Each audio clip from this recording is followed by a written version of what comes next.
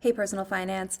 So now that you've mastered budgeting, we are going to go on to the Pick a Job project. This is going to take up like all of this week, maybe even a little bit of next week. We'll see. But to start off, you're going to update your stocks today. If your percentages are still off, I put some notes by your name so you can fix it right away when you get in there today. Let's see, the Pick a Job project slides. Just slides 1 through 5 have to be done this morning, and you'll see instructions on that right there on the slides, actually. Let's see, the Pick a Job project has 2 parts to it. It's a slideshow where you kind of like put a bunch of pictures in and talk about all the decisions you made and why.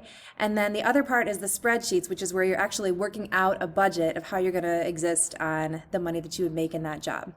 So talking about careers, talking about your plans and how you're going to make it work. That is really the plan. The big news for next week is that since we're going to be back in person, you guys are going to actually meet me in room F5.